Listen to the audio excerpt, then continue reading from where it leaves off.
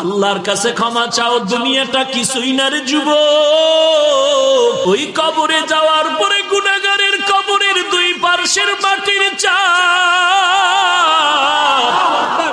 পাজরের হাড় চুরমার হয়ে যাবে। একটা নয়, দুটো নয়, 70 থেকে 99টা সাপের কামড়। কবরের ভিতরে জাহান্নামের আগুন।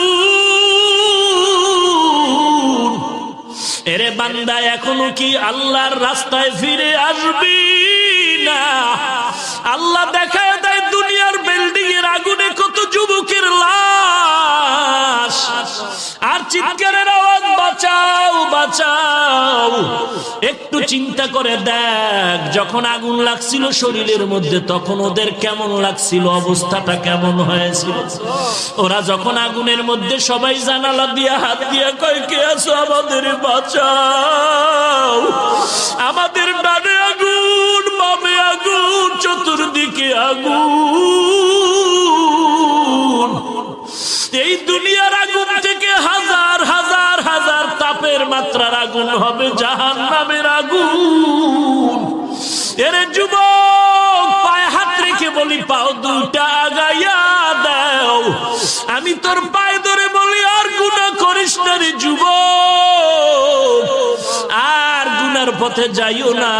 নামাজ পড়ো, পর্দা করো, মা বাবার খেদমত করো, আল্লাহ ওয়ালাদের দোয়া নিয়ে চলো। আল্লাহর কাছে ক্ষমা চাও, দুনিয়াটা কিছুই না রে যুবক।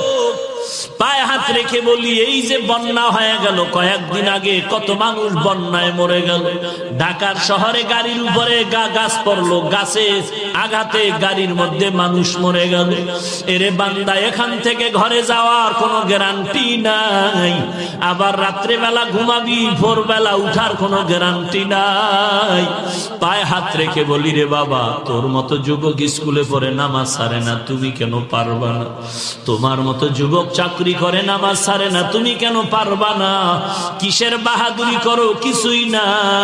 পায়ে হাত রেখে বলি, তওবা করে নাও, চোখের পানি ছেড়ে আল্লাহর কাছে ক্ষমা চাও, আর বলো, আল্লাহ, এই ময়দানে আমার মতো গুনাহগার কেউ নাই, তুমি মাফ করে দাও।